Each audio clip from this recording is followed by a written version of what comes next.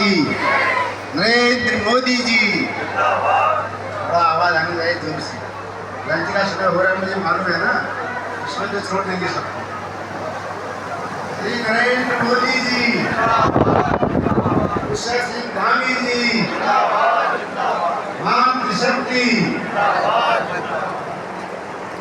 आज के इस बहुउद्देश्य शिविर में और तो सरकार के 3 साल बेमिसाल सेवा सुशासन विकास के इस जशपुर के कार्यक्रम में हमारे मध्य में जिनका आपने सर्वप्रथम बोधन सुना, इस क्षेत्र के गीता के विधायक थे और एक प्रतिष्ठित डॉक्टर हैं ऐसे सचिन कुमार सिंघल जी हमारे मध्य में, जिनका आपने अभी अभी उद्बोधन सुना। युवा कर्मठ, पार्टी के प्रति, संगठन के प्रति, विचारों के प्रति समर्पित ऐसे मेरे छोटे भाई इस जिले के सम्मानित अध्यक्ष श्री मनोज पाल जी हमारे मध्य में, प्रदेश सरकार में दर्जा राज्य मंत्री के रूप में जो काम देख रहे हैं ऐसे श्री मुकेश पाल जी हमारे मध्य में, हमारे जिलाधिकारी श्री चेतन सिंह चौहान जी जो बड़ी चिंता के साथ और बड़े जुनून के साथ इस कार्यक्रम को सफल बनाने में अपना सर्वोच्चतम योगदान दे रहे हैं।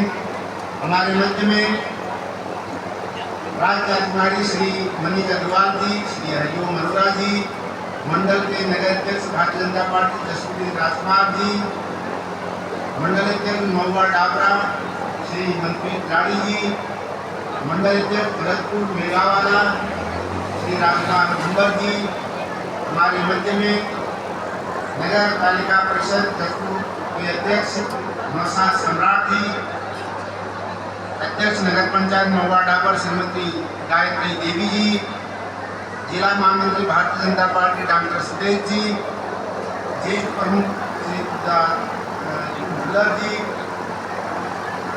और हमारे माननीय जिला उपाध्यक्ष भाजपा कमल चौहान जी, जिला मंत्री श्रीमती मधुलिका वर्मा जी, हमारे सदस्य प्रदेश कार्यकारिणी भाजपा श्री भरत सिंह जी, पूर्व मंडी के चेयरमैन जसपुर श्री सुरेंद्र सिंह चौहान जी, बलराज कुंवर जी पूर्व मंडल अध्यक्ष, अशोक खन्ना जी, श्रीमती रेखा तिवारी महिला मोर्चा के अध्यक्ष हैं, डॉक्टर अंकुश सिंह जी, हमारे हमारे यहाँ पर ध्यान दिया रहे सभी मंच पर सम्मानित ज्येष्ठ श्रेष्ठ हमारे कार्यकर्ता, उपस्थित जनमानस, मातृशक्ति। हम सबको मालूम है कि भारतीय जनता पार्टी की उत्तराखंड प्रदेश की सरकार ने अपने 3 साल का जो कार्यकाल है उस कार्यकाल में ऐसी ऐसी अनेकों योजनाओं को जनता के सामने रखा है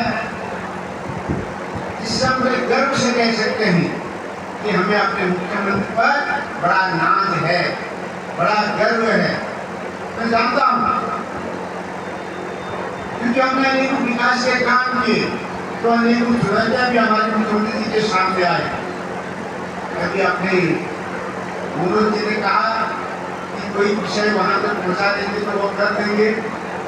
तो आपसे कहने में कोई संतोष नहीं है। आदरणीय मुख्यमंत्री जी उनका बड़ा लगाव है जशपुर से, उनका बड़ा लगाव है काशीपुर से, उनका बड़ा लगाव है जो है रुद्रपुर से, खटीमा से, आपके हल्द्वानी से, क्योंकि अनेक बार हम आते जाते थे और घरों में यहाँ भी भोजन करते हैं।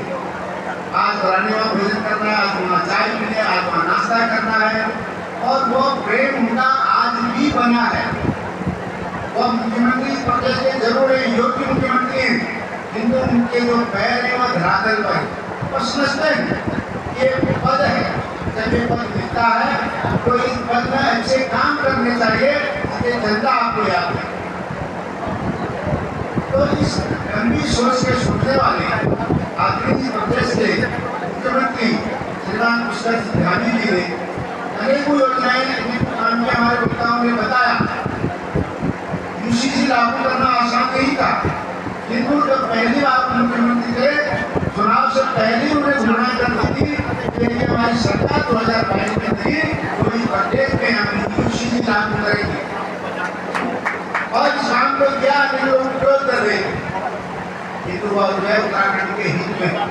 हम सब एक भूमि के रहने वाले, ये संकट की भूमि है, ये देवी की भूमि है, यहाँ चारों धाम है, यहाँ शक्तिपीठ है। हम उस प्रदेश के रहने वाले हैं, तो उस प्रदेश की प्रमाणिकता और पारदर्शिता भी बनी रहनी चाहिए। नहीं तो होता क्या है, लीक गाड़ी चले, लीक ही चले कपूर, लीक छोड़ तीनों चले शायद कपूर। अरे गाड़ी बैलगाड़ी की लीक बनी होती है, एक बैलगाड़ी पर चलने में ड्राइवर सोया रहता है उसका, और वह उसी लीक पर चलते हैं। दूसरी बैलगाड़ी पीछे जाते वो उसी लीक पर चलते जाती है, उसका ड्राइवर सोया रहता है। कोई को गन्ना नील में डाल के आके थकान होती है, तो बैलों को मालूम है कि जो लीक बने अपनी लीक पर चलना है। तीसरी बैलगाड़ी दूसरी पर चलती है, लीक ही चले कपूर, तो कपूर होते वो भी लीक पर चलते हैं। पिताजी की छोटी सी परचून की दुकान में भी इसमें बैठ जाता हूँ, उनकी पान के ठोका में दूसरी बैठ जाता हूँ। लीक छोड़ तीन तरह सिख शायर सबको, तो शेर होता है वो जहाँ को जाता है वहाँ को रास्ता बनाता है, इसलिए वो रास्ता पहले बना के नहीं रखता है, और जहाँ को जाएगा वहाँ को उसका रास्ता बन जाएगा। शायद इतने बड़े शायर सुनते हैं, कविताएं सुनते हैं, बड़े बड़े कवि लोग बोलते हैं, कई बीच में भी आते हैं। तो कविता भी और कवि बोलता है वो समय और परिस्थिति के हिसाब से बोलता है। वो कोई पुरानी कविता गाएगा जिसका कोई अर्थ नहीं है, वर्तमान से तो लोग बोर हो जाएंगे। वो वर्तमान में कटाक्ष करता है, वर्तमान में लोगों को जागरण का काम भी करता है। और लीक ही चले सबको, और वो सबको बोलते हैं वह लीक से हटकर काम करते हैं। ऐसे उत्तराखंड के सबूत आदरणीय पुष्कर धामी जी ने लीक से हटकर ऐसे काम किए हैं कि उत्तराखंड में उन कामों का हमेशा हमेशा के लिए याद रखा जाएगा। नक्सल विरोधी कानून अभी हमारे माननीय जिलाधिकारी जी कह रहे क्या होता था, बड़े बड़े लोग पहले ढेर हो जाते थे, जिन वक्त योग्य नहीं होता था उस वक्त वो बैठ जाता था बिना पढ़ाई किए हुए। जो ऐसे गरीब करके लोग होते थे जो दिन रात पढ़ाई करते थे, मेहनत करके किसी प्रकार की सरकारी नौकरी मिल जाए, और एग्जाम देते थे, एग्जाम उनका अच्छा होता था, और जब उनका परिणाम आता था तो 2-4 दिन तक रोने में रहकर खाना नहीं खाते थे, क्योंकि परीक्षा को उन्होंने पास नहीं किया होता, कारण उनकी अप्रोच नहीं थी। और जब से नकल विरोधी कानून प्रदेश में आया है, आज मैं गांव के क्षेत्र में जाता हूँ, मिशनरों के क्षेत्र में भी जाता हूँ, लोग कहते हैं कि मेरे बेटे ने 3 परीक्षाएं पास कर दी, मेरी बेटिया ने 2 परीक्षाएं पास कर दी, ऐसा बहुत मजा आ रहा है। पहले कभी नहीं निकल पा रहे थे, ऐसे नकल विरोधी कानून आया तो इन्होंने जो है उन्हें 2-3 परीक्षाएं निकाली, ये होता है परिणाम। और हमने कहा जिन्होंने नकल से नौकरी पाई या जिन्होंने उनको नकल करा के नौकरी दी, उन सबको हमने सलाम के अंदर डाला। तो कितना बड़ा व्यक्ति हो, और राजनीति हो, और समाजी हो, और वो कोई अधिकारी हो, वो कोई कर्मचारी हो, पुष्कर सिंह धामी जी ने कहीं कोई संकोच नहीं किया कि ये अपराधी है, इन्होंने अपराध किया है, और ऐसे लोगों का स्थान जेल में होना चाहिए। यही नहीं, हमने जो है इस उत्तराखंड में जिस प्रकार का जब जिहाद चल रहा था, लेकिन जिहाद चल रहा था, वहाँ के लोग आके यहाँ अराजकता फैला रहे थे, हमने कहा इनकी पहचान होनी चाहिए, इस पर प्रतिबंध होना चाहिए। ये देवभूमि है, इसकी पवित्रता को बनाए रखने का संकल्प ये हमने लिया है, इसे हमारा कर्तव्य है। जहाँ संकल्प है वहाँ कोई विकल्प नहीं होता, इसे हम अपने ऐसे मुख्यमंत्री को बोलते हैं कि मुख्यमंत्री हमारे ऐसे हैं, ये जो विकल्प नहीं संकल्प देने वाले मुख्यमंत्री के विकल्प कोई चीज नहीं है। यदि हम विकल्प को ढूंढ लेंगे संकल्प में, तो संकल्प कभी पूरा नहीं होता।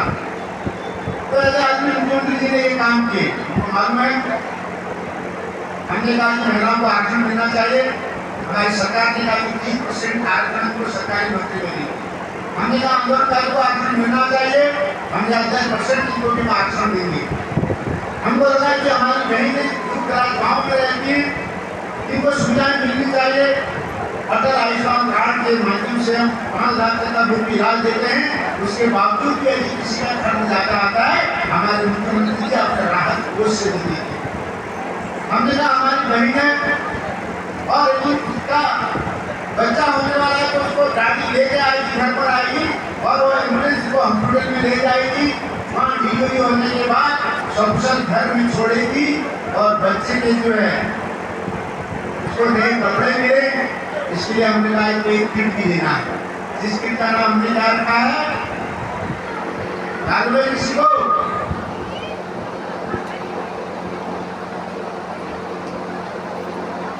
विश्व की वो तो महालक्ष्मी किट है ना, विश्व की सवाल और यही नहीं हमने कहा 6,000 रुपया भी लेंगे और जो माँ है वो माँ स्वस्थ रह सके, स्वस्थ हो अपने बच्चे को दूध पिला सके, इसलिए हमने कहा उसको भी पौष्टिक आहार दिया जाएगा। यानी कितनी बड़ी सोच हमारी मुख्यमंत्री जी की। ये सब काम करते करते हमारे सामने चुनौतियां भी आई। जोशीमठ में बुलडोजर हुआ, मकान धंसने लगे, जमीन धंसने लग गई, लोगों ने कहा छोड़ दो जोशीमठ को। हमारे मुख्यमंत्री जी ने कहा कि मुझे नरेंद्र मोदी जी का आशीर्वाद है और हम इस समस्या की झूठ देंगे, इसे निपट देंगे और वहाँ वैज्ञानिक भेजे, मालूम करा कि बुलडोजर क्यों हो रहा है, उसका निस्तारण किया गया। आज जोशीमठ सुरक्षित है। खिलियारा सुरंग में आपको सबने सुना, उस दिन भी और माननीय मुख्यमंत्री जी गाड़ी में जा रहे थे सांसद, तो उनको खबर मिली कि वहाँ सुरंग जो है टूट गई है, उसमें अनेकों मजदूर जो अंदर दब गए हैं। तो मुख्यमंत्री जी ने कहा दोबारा क्या करना है, तो उन्होंने खबर ढुकाई। उस दिन महालक्ष्मी पूजा का समय था पिछले साल देखने की बात, और उसके बाद मुझे वहाँ रहकर वहाँ कंपनी करके वहाँ डेरा डाल के अपना अधिकारी को लगा के उन्हें जहाँ तक की मशीनें मंगाई तो मशीनें मंगाई और 41 के 41 मजदूरों को सुरक्षित बाहर निकाला और उनको 1 लाख रुपए का प्रोत्साहन राशि भी दी और उनको उनके घर तक उनके गांव तक मुफ्त में टिकट देकर वहां तक भेजा गया। ये मुख्यमंत्री जी की सोच है। यही इतनी बड़ी हमारी 4 धाम यात्रा चलती है, लोगों ने कहा लाखों आदमी वहाँ आ गया, वहाँ रहने की व्यवस्था नहीं है, खाने की व्यवस्था नहीं है, पानी की व्यवस्था नहीं है। हमारे मुख्यमंत्री जी ने बड़े धैर्य से, बड़ी शालीनता से, बड़ी गंभीरता से, बड़े मन से सोचा और उस समस्या का भी निस्तारण किया। बीच में केदारनाथ में जो घटनाएं हुई, पहाड़ खिसका और यात्रा बंद हुई और उन्होंने 24 घंटे में वो यात्रा पुनः चालू कर दी। यानी ये व्यक्ति जब इसके उम्मीदवार होती है, उसमें काम करने की एक शक्ति होती है, जब उसका प्रदेश से लगाव होता है, जब वो अपने के लिए अपनी जनता के लिए सोचता है, जब वो अपने के लिए अपने प्रदेश के लिए सोचता है, जब वो अपने लिए अपने देश के लिए सोचता है, तो उसका सहयोग प्रभु भी करता है। इसलिए कुछ समस्या आने के बावजूद भी हमारे मुख्यमंत्री को आशीर्वाद प्रभु ने दिया और हमने उस समस्याओं का समाधान भी निकाला और उसे उभरकर उत्तराखंड को आगे बढ़ाने के लिए आगे बढ़े। तो मैं आपसे कहना चाहता हूँ, हमारे देश के यशस्वी प्रधानमंत्री का इस उत्तराखंड से लगाव है, प्रेम है। वह साल में 3 बार यहाँ आते हैं। वह कहते हैं वर्तमान दशक ये उत्तराखंड का दशक है, यहाँ ऐसे काम होंगे तो कहीं भी नहीं होंगे। ये उत्तराखंड देश का सर्वोच्च राज्य बनेगा और वास्तव में जो उन्होंने कहा है वो बनता हुआ दिखाई दे रहा है। आज 4 धाम यात्रा के लिए हमारे पास और बेहतर रोड चल रही है, यहाँ अभी समय लगता है जाने में, आज बढ़िया रोड बनी है, ये उन्हीं की देन है। आज जो है केदारनाथ के लिए रोपवे बन रहा है, आज जो है हमारे घाट जो है फूल की घाटी और हमारा तो इतना अच्छा तीर्थ स्थान है, तो वहाँ के लिए हमारे लिए रोपवे बन रहे हैं। आज जो है देहरादून में मछली के लिए रोपवे बन रहा है। ये पर्यटन नगरी है, यहाँ पर्यटन राज्य है, यहाँ पर्यटक आते हैं तो उनको सुविधा मिलनी चाहिए। यदि कोई पर्यटक यहाँ आने के बाद अपने राज्य में जाता है तो वहाँ इस चर्चा करे कि उत्तराखंड पर्यटन की दृष्टि से बहुत अच्छा राज्य है, वहाँ सुविधाएं अच्छी मिलती है जिससे इस राज्य का नाम भी रोशन हो और यहाँ पर्यटक भी आए। यानी एक लंबी सोच होती है। मैं आप सबको बता देना चाहता हूँ कि कल हमारा देहरादून में कार्यक्रम था, बहुत बड़ा कार्यक्रम था। अनेकों हमारे तहसीलों में, ब्लॉक में हमारे कार्यक्रम हो रहे हैं। हमने बहुत इस स्थितियों पर हमने कहा जनता को सरकार के द्वार आने की अवसर नहीं है, किंतु सरकार जनता के द्वार आएगी। हमने अनेकों प्रकार के यहाँ के बहुत उद्देश्य शिविर है, लोगों को बहुत उद्देश्य इसमें पूर्ण हो जाए। हमें जिसका आयुष्मान कार्ड नहीं वो बनना चाहिए, जिसका विकलांग कार्ड नहीं तो वो बनना चाहिए, जिसका स्वास्थ्य की जांच होना तो वो बनना चाहिए, जिसको किसी से संबंधित लाभ मिलना चाहिए वो होना चाहिए, किसी का वजीफा अटका हुआ है विद्यार्थी को लाभ मिलना चाहिए। और यदि किसान को जो है दवा समय पर नहीं मिल रही फसल के लिए, तो आप एक शिकायत प्रकोष्ठ यहाँ बना रखा है कि उसमें शिकायत दर्ज होनी चाहिए। जितनी भी शिकायतें दर्ज होंगी वह कल तक माननीय मुख्यमंत्री के साथ जाएंगी और उसके बाद वहाँ से मुख्यमंत्री आवास से, मुख्यमंत्री कार्यालय से उस पर पूछताछ होगी, इंक्वायरी होगी। एक काम सिर्फ समय पास करने की क्या है, इसका हमारा सिर्फ उद्देश्य है कि जनता जो हमारी जनता है, जो उत्तराखंड की देश की जो जनता है, तो इस उत्तराखंड को आगे बढ़ाने में अपना महत्वपूर्ण योगदान दे सकती है। इसलिए यहाँ उसका हर समस्या का समाधान होना चाहिए, सर्वांगीण विकास होना चाहिए, उसका अंत्योदय होना चाहिए। यदि कोई व्यक्ति पंक्ति के अंत में खड़ा है, अंतिम व्यक्ति में बैठा है, उसका उदय करना हमारी सरकार का संकल्प है। वह व्यक्ति अंतिम पंक्ति से उठकर उसको आगे वाली पंक्ति में लाना है। हम इस संकल्प को भी पूरा कर रहे हैं। इस दिशा में हमारे माननीय नरेंद्र मोदी जी और माननीय पुष्कर धामी जी सदैव प्रयासरत हैं। मित्रों, ये उत्तराखंड हमारा है, इसके लिए हम काम करते हैं। तो इसके बारे में अच्छा आपको विचार करना होगा, अच्छा सोचना होगा। सब सरकारें करेंगी ये नहीं, उत्तराखंड में मेरा क्या योगदान हो सकता है, ये सोचना चाहिए। तो ऐसे हमारी खिलाड़ियों ने सोचा, अभी 29वें जो नेशनल गेम हुए, हमने अपने खिलाड़ियों का एक साल से मनोबल बढ़ाया, उनको सुविधाएं दी।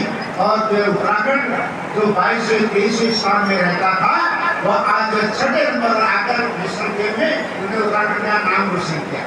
और हमारे ऐसे अनेकों खिलाड़ी हैं जो राष्ट्रीय स्तर पर जो ओलंपिक में पदक ला सकते हैं। हमारे मुख्यमंत्री जी ने कहा कि आप प्रयास करो, उस प्रयास में आपको जो कुछ भी चाहिए वो प्रयास मैं करूँगा, वो मैं कराऊंगा। आप देखना अगले ओलंपिक गेम में उत्तराखंड के ऐसे खिलाड़ी होंगे तो मेडल लेके आएंगे। हम कहने के लिए काम भी कर रहे हैं।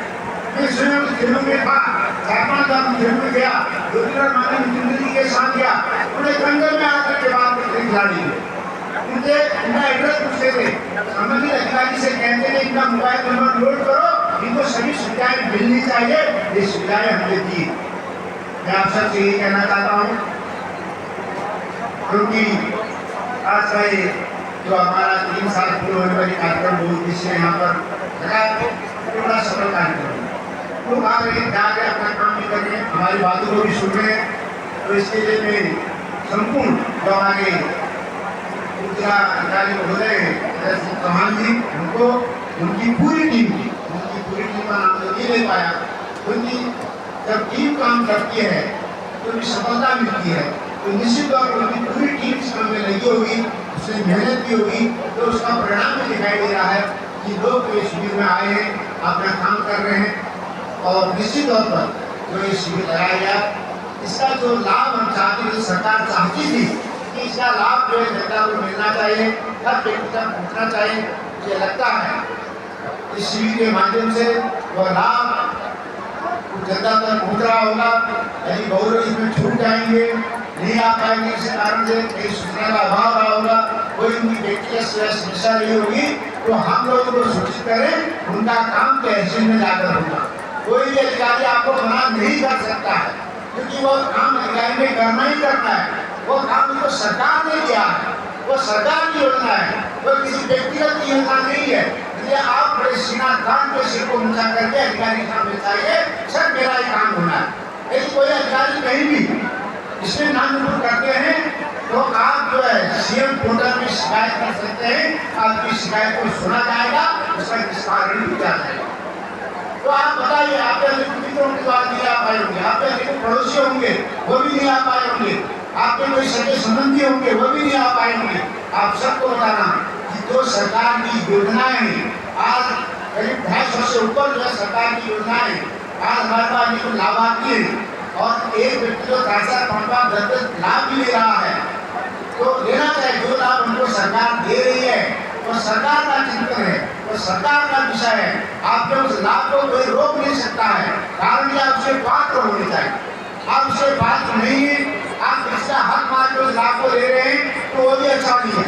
जिसका हक जहाँ पर है, तो जहाँ पर उसका पात्र है उसको वह जो है लाभ मिलना चाहिए, उसको उसकी सुविधा मिलनी चाहिए। और यदि कोई इससे वंचित रहता है, हम सबका भी कर्तव्य रहता है कि हम उस व्यक्ति की सहायता करें, उसको उस कार्य में बताएं, उसको उस कार्य में ध्यान बांटे। मैं करीब भंडारे में गया, भंडारे में गया तो जब भंडारे में गया तो हमारे एक अच्छा कार्यक्रम रहा गोवा वाले में, मुझे मालूम मेरे घर से तो भंडारा तो यहाँ घर जाकर घर के सदस्य से मिलना हो जाएगा। मैं उनके घर में गया, बड़ा घर था, और उसने मेरे 10 मिनट में जब तक वहाँ में पानी आने पी रहा था तो उसने 60-70 लोगों को अपने घर में बुला लिया। और जब मैंने उनको सरकार ने मैंने कहा रात में कार्यक्रम से आ रहा हूँ, ये लाभार्थी क्या है, तो मुझे की बात है कि एक व्यक्ति ने मुझे पूछा लाभार्थी है क्या। तो जब मैंने उसको बताया, उसको 50-60 लोग और थे, मैंने कहा ये लाभ है, ये लाभ है, ये लाभ सरकार देती है, ये होता है, ये होता है। उन्होंने कहा वास्तविक पता हमको भी नहीं, हम तो शहर के रहने वाले हैं, हमारा काम अपना इतना होता है कि हम ये लाभ में सरकारी योजना को पढ़ नहीं पाते।